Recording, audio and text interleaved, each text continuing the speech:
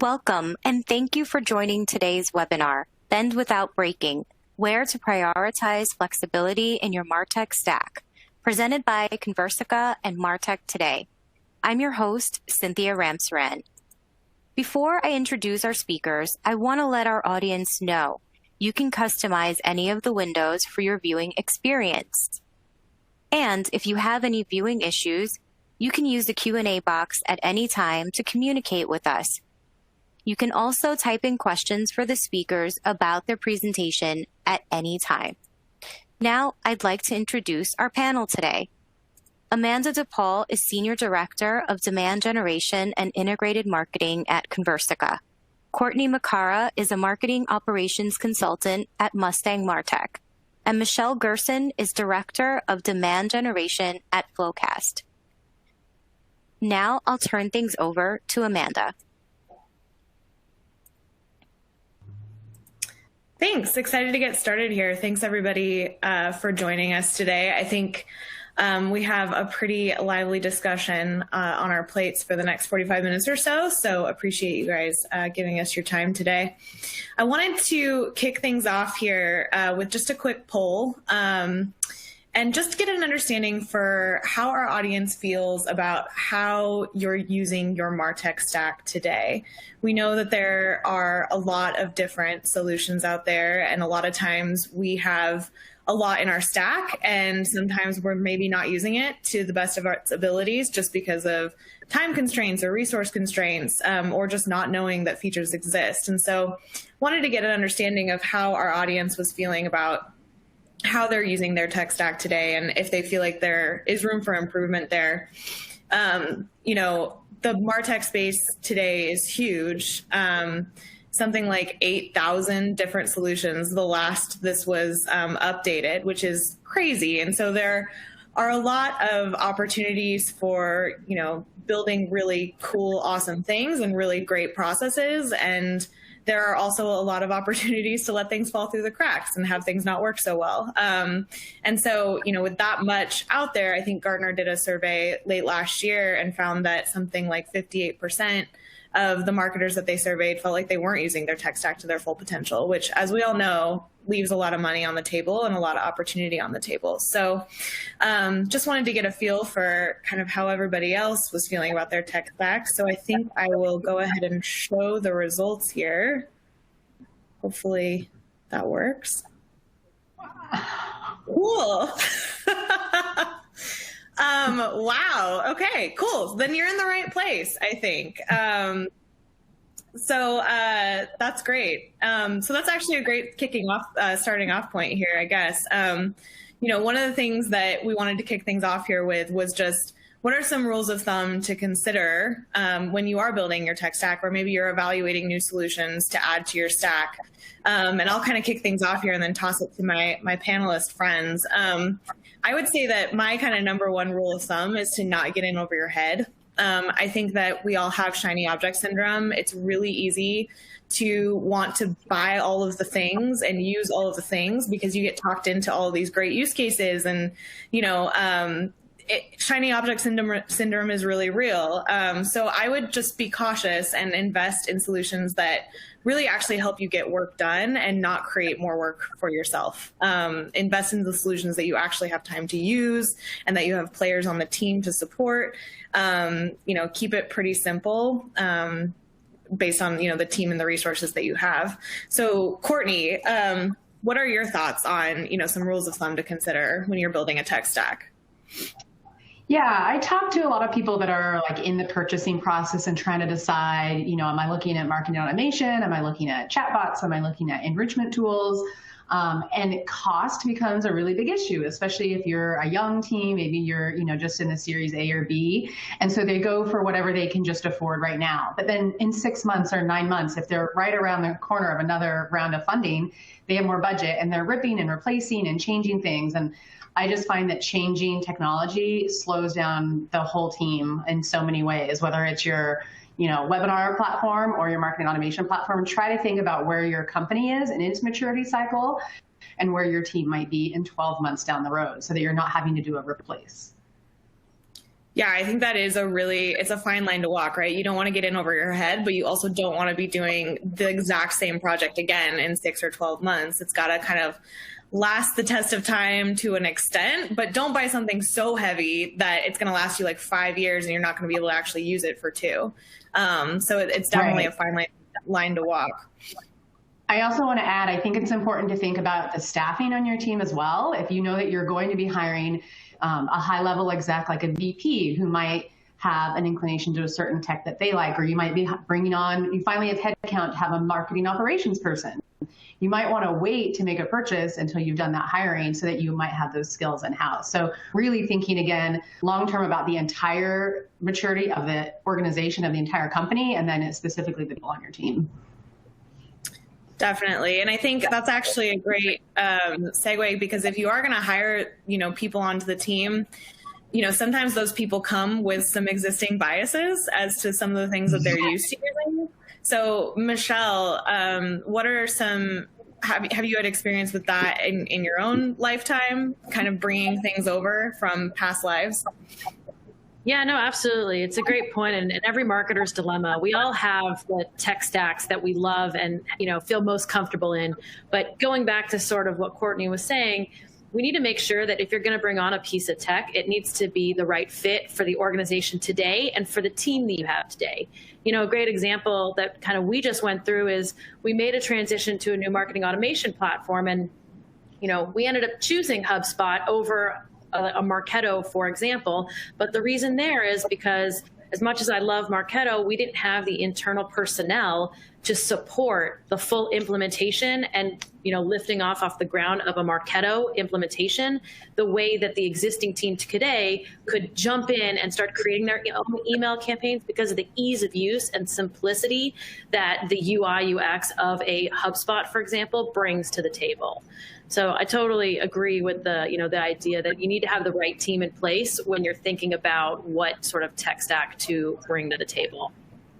Yeah, and I think that that's so important. I even find myself like coming to new companies and being so used to my old stack and the way that we were doing things. And you can't square peg round hole your old processes in other companies that may be completely different from, where you are today. And, at the same time, wherever you're going or wherever your new tech stack is going to have solutions in place that maybe don't work with the ones that you had in the past. And so I think that's another thing to consider, is that your tools shouldn't ever exist on an island. There shouldn't be, your one favorite thing that you just love to use, but doesn't integrate with anything else in your stack. And I mean, that doesn't do you any favors in the long term. So something that's really cool that maybe you're really used to using and you're really comfortable with isn't necessarily going to work in the current environment that you have. And that's just, it's like them's the breaks. Like you just have to be flexible, learn something new or try something new and, not create headaches for yourself long term just because you're kind of stuck in your old ways, which I think a lot of us are probably guilty of.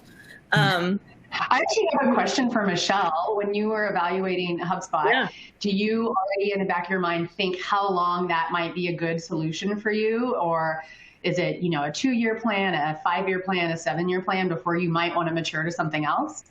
Yeah, so really interesting question. Considering the open head count that we had for the 2021 plan and we haven't quite planned for 2022, it definitely was something I did have in the back of my mind. But I also, the thing that I knew in terms of the evaluation process is what it looked like before HubSpot, which was using Pardot as a email deployment tool, as a MailChimp or, something of that nature. So just thinking about the genesis and the journey. But I also think in terms of marketing automation tools, one of the things that I felt very comfortable with in choosing HubSpot as an intermediary solution was that it continues to innovate and improve its products in the enterprise solution, which from an innovation standpoint, I haven't quite seen out of a Pardot or a Marketo. To me, most of those systems have been very similar over the past 5 years with not a ton of innovation, which is something that, when you rank stack them all together, I did feel comfortable with, even if it being an intermediary solution, HubSpot is continuing to innovate, which made me feel comfortable.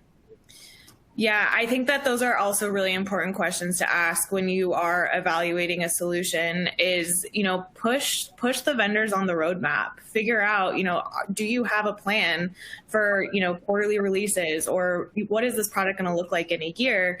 One of the things that I've done in the past is maybe I have a need that I know I'm going to have in, 6 months or 12 months. Maybe I don't have it immediately, but I find a solution that it has kind of the same thing going on, where maybe they don't have that offering right now, but they're going to have it in 12 months. And that's when I'm actually ready for it. That's a great way to also kind of like lay a foundation for yourself, get used to a tool, and then layer things in later. So again, like buying all the features and functionalities out the gate maybe isn't the best plan, but it's great if you are investing in a solution that clearly, has plans for innovation in the future. So you can almost kind of grow together, depending on, what your situation is.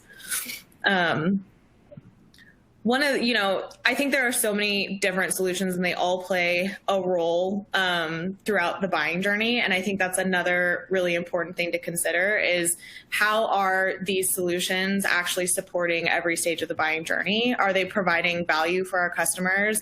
Are they providing value for us internally? Are they helping us actually paint the picture, for the C-suite or whoever we need to report out to on, what's going on in the funnel?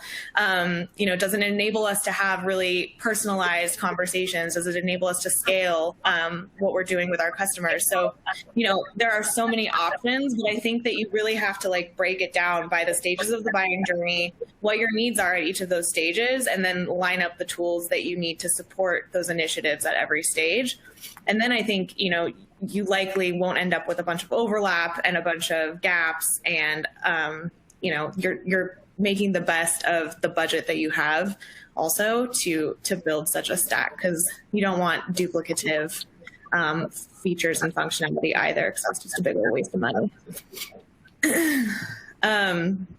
Cool. So kind of segueing here into, the webinar, the title of this webinar is all about flexibility. And I think that, one of the things that you also have to consider when building a Martech stack is what are the things that are really important for me to have flexibility around, and what are the things that really are just kind of good enough out of the box.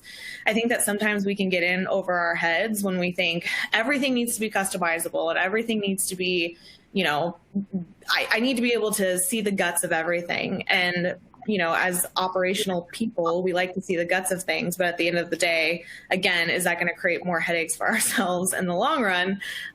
So I wanted to ask, what, in your opinion, is kind of good enough out of the box? My thoughts immediately come to, reporting. So sometimes, we really get our eyes are bigger, or our eyes are bigger than our stomachs when it comes to reporting functionality. Sometimes we want all of the data. But at the end of the day, taking on an entire, BI project or uniting all of that data in one tool is a huge undertaking. And sometimes just the nuggets of wisdom that these individual tools can give you sometimes can be good enough.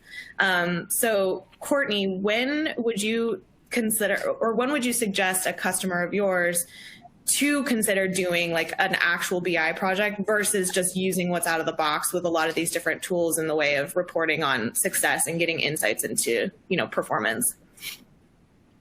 I mean, I think you really need to, again, look at the maturity of the business and how big is this marketing team. If you've got one person wearing every hat and having to run around, they need to just get some answers. Like some data is better than no data. So getting something that's out of the box that might help you with some attribution information. I actually saw a really interesting LinkedIn conversation this week that says attribution doesn't, prove what marketing is doing. It helps like enforce what it's helping, but it's not going to be your black and white end all answer of like this campaign is the one thing that drove revenue, but it can help. And so if you can get data, and if you're a small scrappy team and you can find a solution that can give you some answers, I think you need to run with it. Now, if you're at a big enterprise company and you have a very, very narrow but deep focus on a specific product line or a specific buyer, then you might need to get more granular, because then you're talking, 1% difference could be millions and millions of dollars. But it, again, depends on the size of the company, the size of your sales cycles, and the annual revenue for the entire team.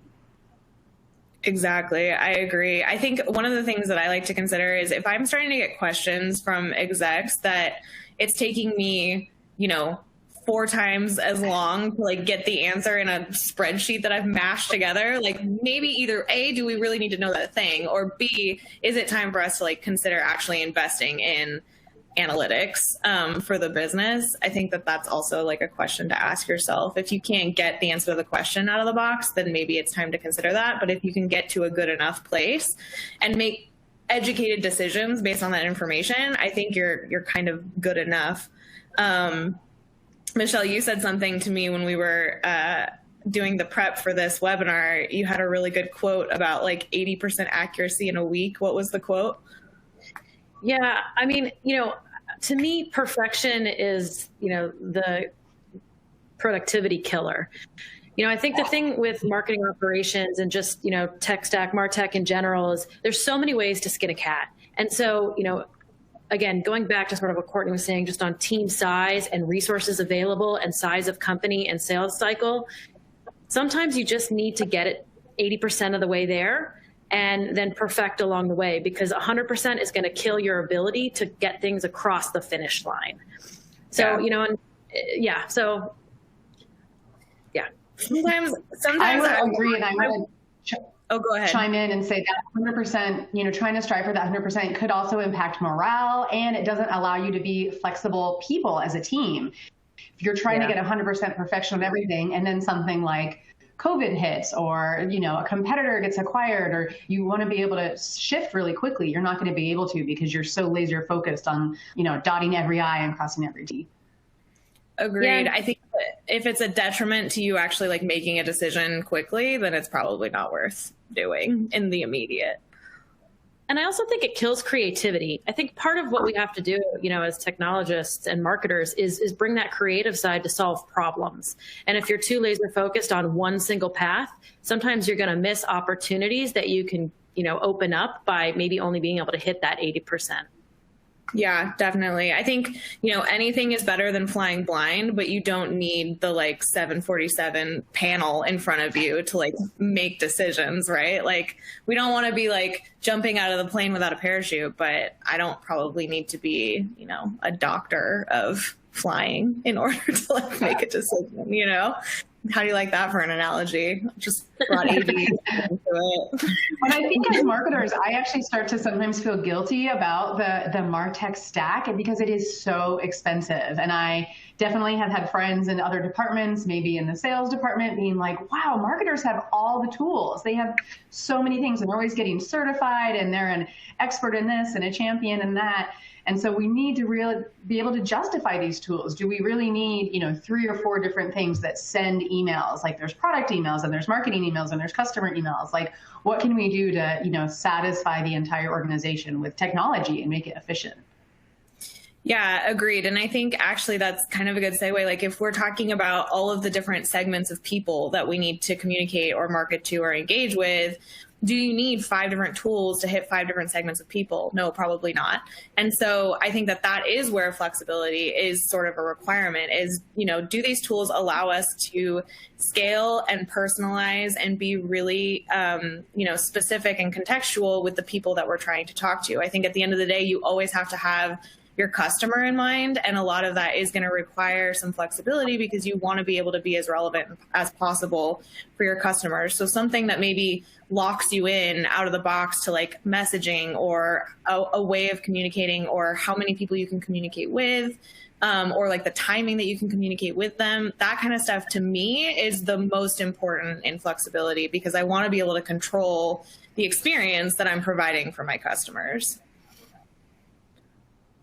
Michelle, how have you thought about that in your own tech stack? I know that you guys have done a lot of work recently and you're kind of the one-man ops person, demand person. I wear all the hats. How do you think about some of that? Yeah, it's interesting because, as we're talking about flexibility, you're talking about it from like the what's available and segmentation level. But the thing that came to mind for me was more about personnel, right? Because, Amanda, you just said, today, we don't have a marketing operations person in-house. We have an open headcount and we're looking to hire the right person. But as the demand gen leader, that's been falling on my plate primarily to not only, do the complete implementation of HubSpot, which we just finished, but also to run the entire show. So I think, as it relates to that, I think having a marketing ops person in seat to kind of be creative and to run the entire I think people have to have a limited opinion on what marketing operations actually can do. And when you have someone who it's their 100% dedicated focus, you can really bring amazing marketing, in a very technical way to life that, perhaps you wouldn't be able to do without that person. But I think, going back to like flexibility, the reason I chose HubSpot for right now is because I needed all hands on deck to be able to, if I wasn't available, to push something out for people to jump in and create that form or create that workflow or push out that email or create a dynamic list so that I wasn't the bottleneck at the same time. So, marketing operations, has a huge role. I definitely think it sits in marketing, but at the same time, I think as B2B marketing progresses, more and more people are going to acquire that as a skill, going back to what you were saying about budget and technology. My events marketing manager, I don't want to say has become a whiz, but she's become very good she could probably get her HubSpot cert because she's just had to get in there and learn it, and she's been successful. So it's been really exciting to see. Yeah, I think even... I want to chime into that one, Michelle. I have questions on the hiring marketing ops people. This is a Martech conversation, so of course that operations. So I feel like a few years ago it used to be, I want someone with all the skills, that knows all the tech, that knows all the buttons. But recently I feel like conversation is starting to be actually personality and teamwork and going across to stakeholders and working with the product and engineering team is just as important and maybe even more important. So I'm curious for you, as you are going to hire and interview, what do you look for as the right fit? If you had a perfect, HubSpot expert that might not have been the right culture fit, what would you think that you would give more weight towards? So I completely agree with you. I think personality and creativity is way more important than being called a HubSpot. I mean, literally, I got off an interview this morning. She was Marketo and Pardot certified, has never stepped into HubSpot, but she had the most amazing personality. And what struck me as most exciting is she was creative. And I know, and that's actually a skill that I look for, although I would love someone to be, tip to tail and know the in and outs of HubSpot. Because someone has had experience in Eloqua, Pardot, Marketo, that means that when they get their hands in a new tool, they're going to bring all those different nuances to the marketing automation platform that someone who only knows HubSpot, for example, wouldn't be able to do. So to that point, understanding requirements, asking the right questions, and then really understanding what the different tools can do to help marketers expand their ability to do what they're looking to do is something that I would look for when I'm sort of in that process. Yeah, I think that there is an element to an ops person, or really a demand gen type person in general, that you want there to be an element of curiosity to a person. And I think if you have that kind of curiosity gene, you're willing to kind of take on a lot more and also explore more and learn more. And so even if you don't necessarily have the one-to-one experience for the exact tool that you guys have in your in-house now and you're looking to hire somebody to manage, if that person has, a lot of diverse experience and can prove that they are curious about learning more, I think that goes way further almost sometimes than somebody who has deep-seated experience in just one thing. And even if it's the one thing that you're looking for, they're not going to be able to think outside the box, I guess. And so that's something that personally, as a demand gen leader, I try really hard to be diverse in the tools that I learn and the ways that I do things, because you never know at another company that you go to, what kind of skill sets you're going to be inserting yourself into and what you need to bring to the table, or what kinds of tools they have already and you need to learn. I think that the more diverse your background is, the more marketable you are as just a person. And I like to hire people like that as well, especially in ops and demand gen roles. Speaking of where ops should live, you kind of mentioned, I think ops should live in marketing. And, I agree wholeheartedly that I think marketing ops should live in marketing. I have, marketing ops on my team currently. And I think that's kind of how it's been traditionally for me in the past. But Courtney, I'm curious, you have a lot of clients as a consultant. Are you seeing marketing ops largely living on the demand gen team? Are you seeing them just in the marketing team as a whole? Or are they kind of migrating over to a sort of like centralized ops team, like a rev ops team? Because we're seeing more and more rev ops out there in the ether. So what are you seeing with your clients? Definitely the question of, 2020 and 2021. And I'm seeing it like equally split between the three. I have a current client where marketing ops sits under business systems. So with the Salesforce admin looking over all the tech in the company, even like the accounting software. And when I first was brought in to help this client, I was a little bit a little trepidatious and not really sure about how it was going to work because they weren't really marketers. They didn't really speak that demand gen language about, they didn't intuitively know about webinars and attendees and no-shows and follow-up emails and all that stuff. But I have to say, I've worked with them for 12 months and I love it. It was a wonderful experience to be in the business systems because the way that they measured success for an ops person was great because the ops people shouldn't really be influenced by any sort of quota or hitting some sort of NQL number. It should be about the success of the systems that they build. So that's been really wonderful. But it's definitely not everyone is ready to go there. I think it is hardest for the demand gen people to see their ops counterparts maybe go over to that business system side. But I do encourage it. I actually really am starting to get my head wrapped around it and I'm starting to kind of veer over to the dark side. Does that make you nervous to hear me have that opinion, Amanda? It does make me nervous. And actually, I wanted to ask our audience where their marketing operations role is sitting currently in their org, because I am super curious. I think this is a really interesting question. And it is something that is changing over time. But Michelle and I probably can agree that, as demand gen leaders ourselves, we want the control, right? And also we have the background in ops ourselves. And so we want to be able to feel like we have the ability to just pop into the marketing automation platform and do something or run a report or whatever. And it's almost like learning how to be a manager, right? Like to manage people. It's like letting go of being the person who is in their day to day is really hard. And so now it's kind of like I feel like on this precipice of potentially being asked to let go of operations as something that we have direct responsibility for, which is sort of a blessing and a curse to me. I feel like it would lend me the opportunity to be a lot more creative in marketing and focus more on, my campaigns and what that experience is for my customers. But also it makes me almost sort of break out in hives to just be like, here, have my process, build it for me. So Michelle, what do you think about all of that? Yeah, so I think in a future state, I think the future of B2B marketing, is definitely a rev ops that owns operations sort of across the entire company, echoing what Courtney was saying about, creating success for the company as a whole.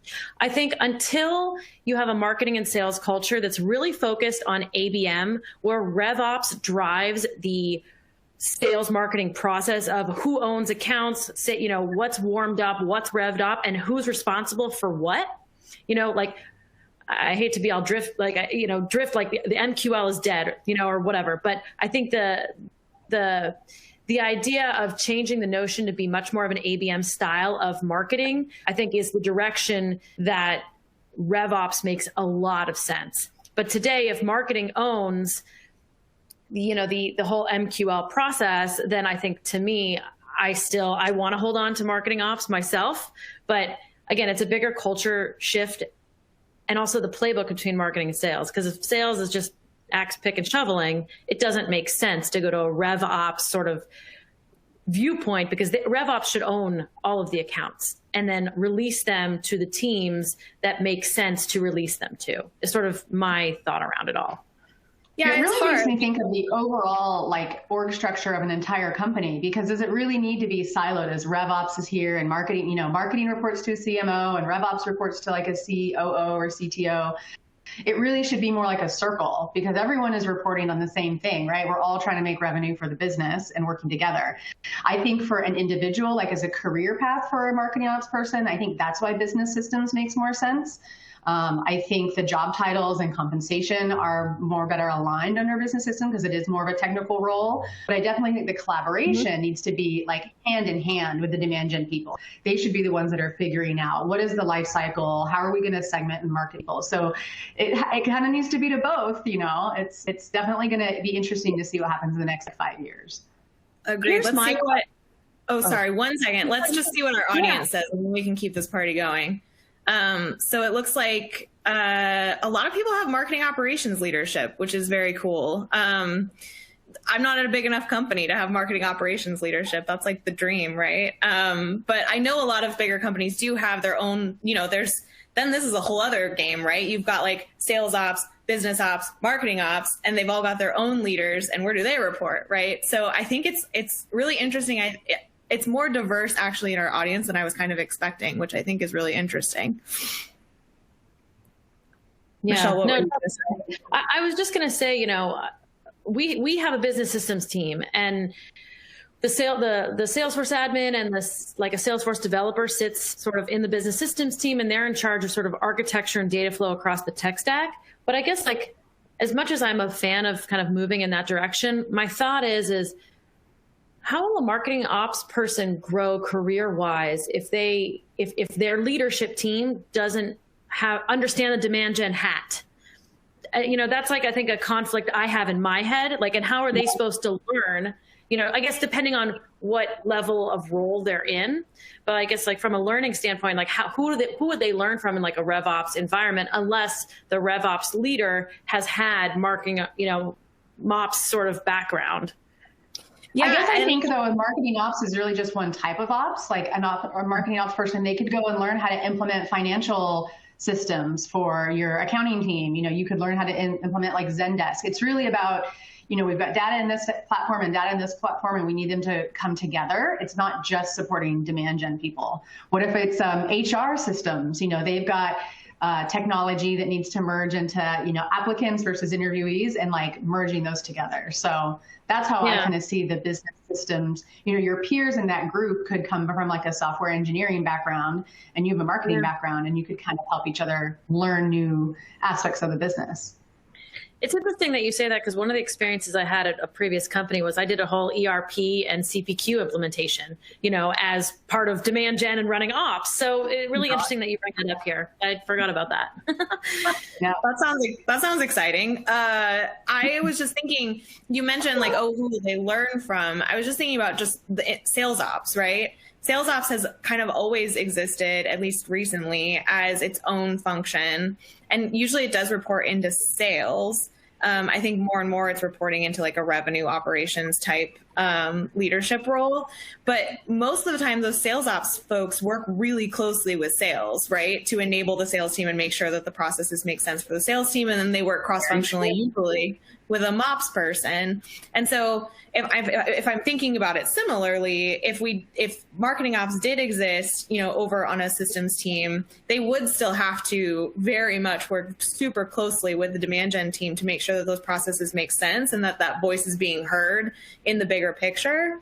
And I think that there's a lot to be learned, you know, cross-functionally too. Like, it doesn't necessarily have to be just like learning from the leadership. But I think that the other thing that you'd have to keep in mind, and I don't think sales ops does this as much, is, you know, with marketing ops, you're still going to have to make sure that you enable the end users on the marketing team to be able to do things themselves. Because at the end of the day, you're not going to have, if it's a marketing ops person who is on like a systems team, they're not going to be in Marketo building email programs for you or like doing, you know, the webinar setup for you a lot of the time. I think that's still going to have to be something that's enabled for the programs manager on the team to handle, or the email marketing manager on the team to handle. And so they become kind of an external resource, which I actually don't hate. Like, when I say all of that out loud, I feel like I'm just coming to this realization right now. And now I have all kinds of questions for myself internally, how we're doing.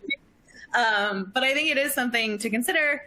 And as a demand gen leader who has a very heavy ops background, it feels scary to let that be the way of life, but also feels a little bit like refreshing to be like, okay, well, I would have almost like an outside perspective on what I'm doing, rather than me just like letting my brain, you know, vomit into Marketo, and that's just the direct reflection of how I would do things, and that is Bible now, so right. Well, and try to imagine a future state. We work at these small companies. You guys are both wearing multiple hats, but imagine you're at a company where there's like 37 products that are all being sold to all these different buyers. You're selling to aerospace, you're selling to construction, you're selling to the education team, but you are only responsible for one thing.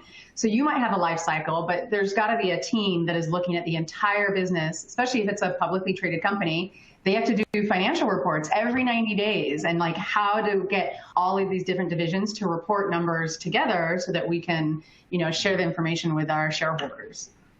Yeah. And going back to the question that we asked early on about, do you feel like you're using your tech stack to its full potential? I think a lot of the reasons that we're maybe not is because we are swamped as people who wear a lot of hats. Like we are in execution mode a lot of the time. And so the opportunity to like sit down and learn something new or figure out how to use a new feature that time, we aren't afforded that time very often. And so in a bigger company where there are dedicated resources for those things, I feel like that is a way to probably squeeze more out of your investments in the long run. And so while, adding a specific headcount maybe costs money in the way of headcount, you're probably going to be squeezing the most out of the money that you're spending on your tech stack as a result. And so it probably all comes out in the wash, maybe. That's my thought, I guess. I think it's a really interesting conundrum, and I think it's something that is going to pop up more and more, especially as we see the CRO, this like rise of the CRO role, continue to become more prevalent, even in smaller companies like where Michelle and I are right now in these kind of like mid-stage startup mode. I think, I'm seeing a lot of the CROs own sales teams. Some of them have marketing teams. Some of them just have ops. So it feels a little bit like a free-for-all out there right now. It's kind of choose your own adventure. Interesting. And the role of the CMO is really changing because, CMO used to really be about brand, awareness, press releases and stuff. And then for a while, it started changing to get more analytical and more data. But now is it going to go back to being brand and having the data and the revenue and the money separated? So I think it's going to be interesting too to see, are we going to have a CMO someday who came from a marketing ops background? Can you start in ops and kind of grow up in that world and then maybe inherit brand and content and PR down the road? That's what I'm looking forward for my first CMO from an ops background. With an ops background. I think that in that scenario, while I am all sorts of like gung-ho, let's ops take over the world, I think that also those people have to be very conscious of the fact that being really good at ops does not necessarily mean you're really good at brand. Like, unless you're a true unicorn, like you're not going to be good at both. And so recognizing that in yourself as a leader and saying, okay, like these are the things that I'm really good at, and I need to invest in people who really know how to do these other things, I think is really important, versus just kind of like saying, oh, I can do it all. I think that's hard for people to recognize in themselves sometimes, even as leaders. Fair point. My goodness. We really took a left turn somewhere, but I'm really enjoying this conversation. Hopefully our audience is too. I think that, at this point, I think we could probably take some questions from the audience if there are any questions. If you didn't ask questions, there is a Q&A panel where you can type your questions in, and we can take a little look at what we've got going on here. Cynthia, did you want to go through and pick some questions for us? Great. Thank you, Amanda. Thanks so much for that engaging panel. And we do have quite a few questions, so let's just dive right in. Cool.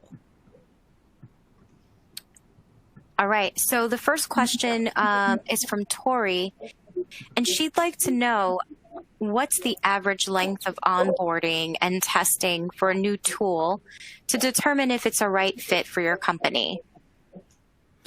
That's a really good question. Actually, Courtney, I think you should answer that question because I feel like you're in advisor mode constantly with all kinds of different clients. And you had a lot to say about sandboxes and trials when we were kind of talking through some of this content. So what are your thoughts? Yes, I definitely have thoughts on this. I mean, I think you need to be careful about when you do your trial. If you are trying a new product because you are up for renewal on an existing one and you've got like 10 days, that's a really dangerous situation to be in because you can kind of rush and you can switch tech when you're not really ready. So I definitely recommend before you even think about doing a trial, have a list of all your tech, know when your annual terms are up and plan ahead. Conversations about maybe switching tech or adding new tech 3 months before. Like it should be on your quarter plan. Everyone has, OKRs and you should be looking for 3 months. Okay, the first day of that quarter, what are we going to evaluate? And then if you can get a free trial with that product, I would want at least 30 days if it's something that's really needs to integrate with your systems. But you also need to make sure you do a lot of internal marketing, right? You're talking to your sales ops team, your Salesforce admin, any of the end users and letting them know, hey, we only have this for a limited time. We need to run through every scenario. But to me, 30 days is, I think, enough time. And try not to make it be the last 30 days of the quarter, because then you're going to hit month end and you're going to hit quarter end. And then people are going to be like, I don't have time to help you anymore because, I've got other things on my plate. So ideally, you're looking at something for, again, a 3-month period for a quarter. You could get your trial in that middle month of that quarter. I think that would be great. And then you have that last 30 days of the quarter to kind of do your negotiations, going through legal contracting and all that stuff. Nice. Cool. What else we got? Well, we have a question from Clayton, and this is an interesting question and an important one. What are the primary ways that you suggest measuring the ROI of your Martech stack? Yeah, I can jump in, and then Michelle, maybe you have something to add here. I think that first of all, measuring the ROI against the tech stack, I think, isn't something that people think about very often. I think they're thinking constantly about ROI against the marketing programs that they're running and then leveraging their tech stack to conduct. But the tech stack itself costs money.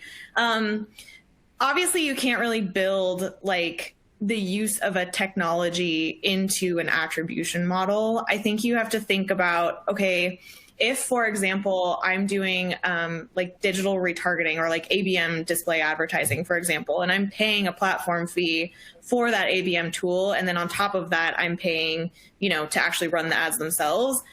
In my opinion, those costs should just go together, and then whatever ROI you attribute out of those campaigns, you count the cost of the software itself into calculating the ROI for that campaign, is my opinion.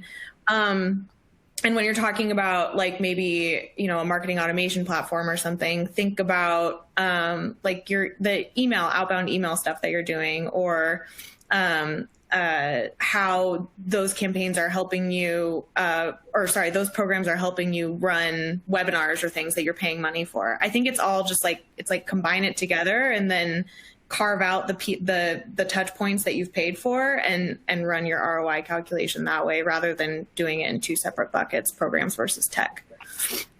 Michelle, what are your thoughts on that?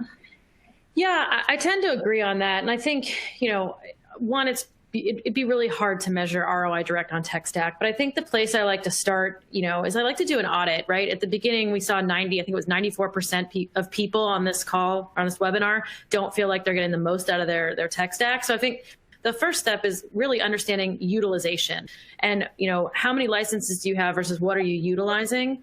And then overall usage, like how much of the tool are you using? What are areas of the tool that you're not? Like, for example, I came in and saw that we were using Pardot as an email deployment tool. Like we could have been paying MailChimp pricing, not Pardot pricing for a marketing automation platform. But then that goes back to sort of team structure, resources, et cetera. So, in terms of ROI, I think it's a really difficult thing to quantify. I think it also depends on where dues and subscriptions fall in your overall budget, right? And if that's sort of included in your CAC. So I think there's a lot to unpack there.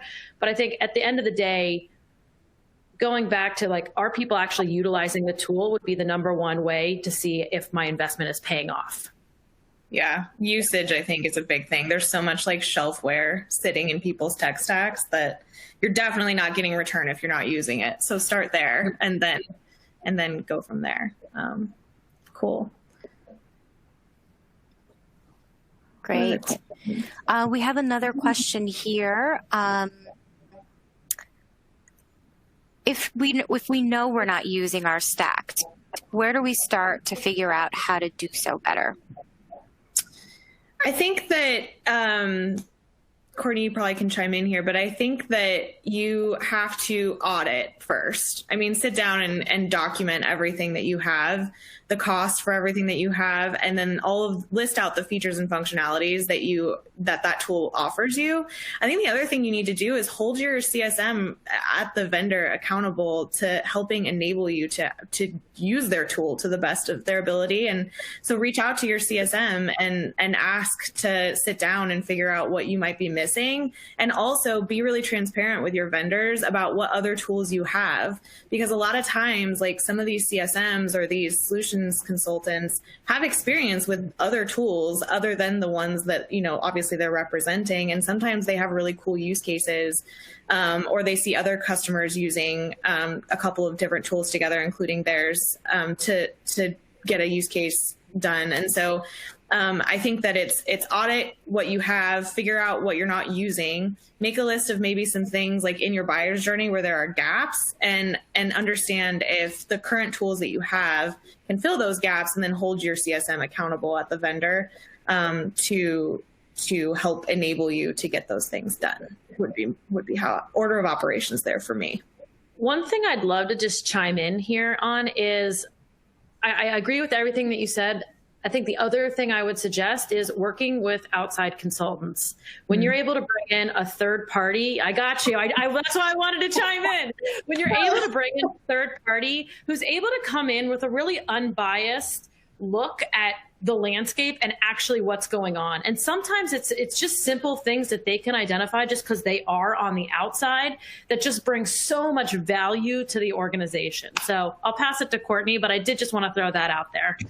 You took the words right out of my mouth, and I did not want it just to sound like a shameless plug, because it would be for tech that I might not even be an expert with. But if you have a chatbot tool, a webinar tool, find either an agency that specializes in that or a freelancer, and just say, I just need a one-time audit. It usually is pretty affordable. It's just a few hours of their time, and they hopefully, like myself, they have a template, and they have like the 37 things that I'm going to run down. And I can give you a report card, of like, you have an A+ in this section, deliverability could use help, but you don't have GDPR compliance and all that kind of stuff. So you definitely taking advantage of outside either agencies or independent people can come back and tell you, hey, you're using your tool really well, or you have completely missed out on an opportunity. So thanks, Michelle, for kicking me that little softball.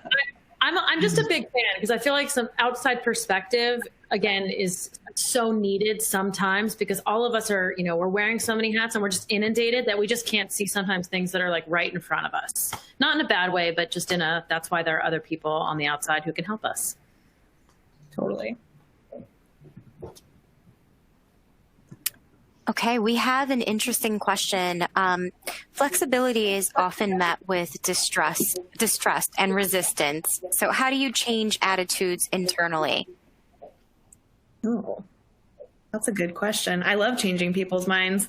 I think that I think a lot of it's show and tell. So you have to convince somebody to let you run, obviously, first. And I think that a lot of that just comes with having good relationships with people, especially with like leadership, and kind of not coming in guns a-blazing with, we need to do things X, Y, and Z different ways, but kind of start small and prove that you have good intentions. And I think then you get a little bit of leeway to go and try things and expand on things.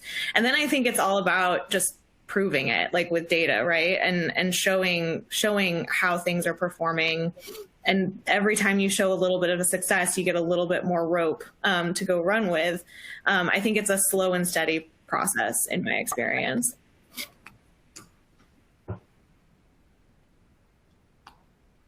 Yeah, I mean, I do think there's a fine line. I remember talking with Amanda about this session and saying, we've all had the Salesforce admin. Of course, Salesforce is obviously very prevalent in our world, but you've had the Salesforce admin that is like, no, you cannot do anything. You cannot get a new field. You cannot change the page layout. And that can be frustrating. But if you have ever had the Salesforce admin or a team where they just give you everything and they're too flexible, that can also be a disaster because there's no one looking at the big picture of things. So I'm curious if the question is related to like personal flexibility, where they're just kind of a wallflower and they're not, marching towards a goal that they are wanting to build, and they're just letting everyone request everything from them and kind of creating a big mess inside the database, or is it flexibility on platforms? So if the question has a follow-up question, I'd be happy to keep chatting. I think the other thing too is that sometimes people don't know what they don't know. And while change, change is always scary and it's always hard. I think it's what makes us great as marketers is figuring out and navigating our way through that change. But I would just say that I think that people, sometimes you don't know what you don't know, and always being open to understanding the whys and being able to present the business case and the value there, I think, is key to kind of helping it cross that finish line. Agreed. Great. I think we have time for a couple more questions. One, it's pretty interesting and relevant. How often should we be refreshing our Martech stack? I think every quarter, just like I said, if you're going to implement something new, I think at the beginning of every quarter, you should be evaluating, what do we have? What contracts are expiring this month or, this quarter? We've got 90 days to figure out if we're going to renew or not. Amanda, what do you think? Well, I think, yes, evaluate what you've got going on quarterly so that you stay on top of it and things don't get stale. But I don't think that means you need to refresh everything every quarter, especially if you've got a small team. But I think keeping tabs on what you've got going on and making sure that stays at the forefront, just like on a cadence, is really important, because I think then things sneak up on you, kind of like you mentioned, and they'll expire. And then you're either stuck or you're stuck grabbing something else rapidly and not making a good decision. So definitely evaluate quarterly. But I think, if you've done it right and you've really invested in solutions that can stand the test of time for, 2, 3, 4 years, don't rip something out just because there's something shiny over there. Right. So definitely, pump the brakes on refreshing things constantly, because it's just going to be a headache. But keep tabs on what you've got going on, because otherwise things fall by the wayside. And again, you may not be getting the most out of the stack because you've forgotten something exists or that you have something.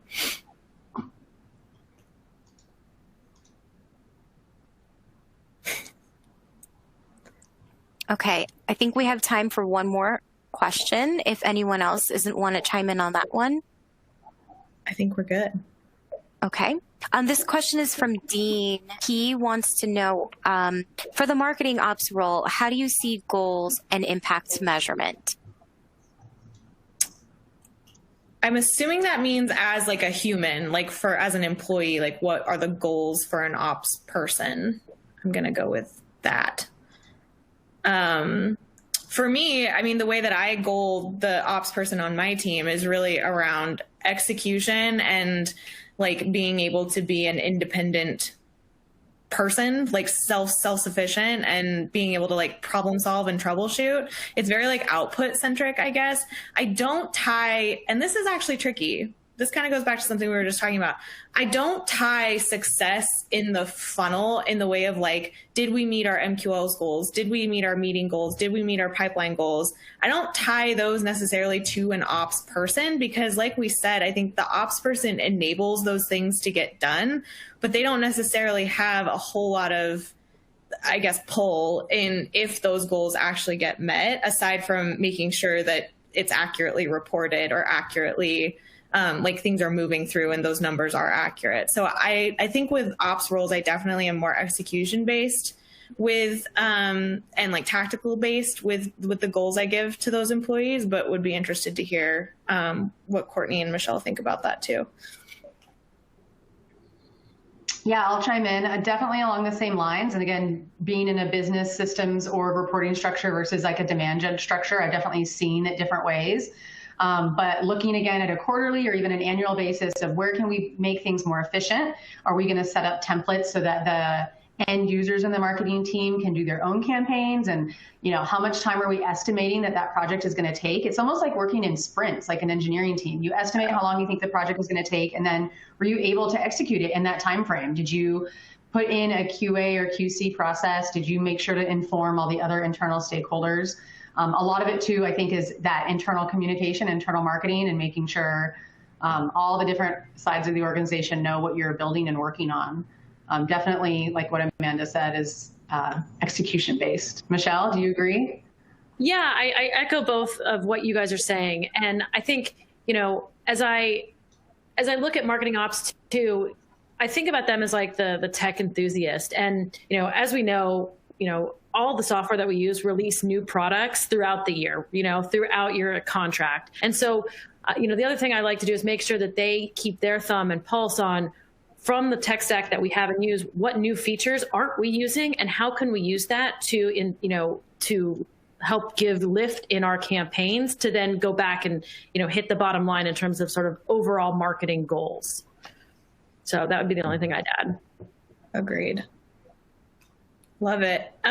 Well, so before we wrap up here, I did just want to shamelessly plug our next webinar coming up here in a month or so. So join us for another webinar. It's going to be just as lively and fun as this one has been. I really enjoyed the conversation with both of you, and I really appreciate you joining me on this little adventure for the last hour.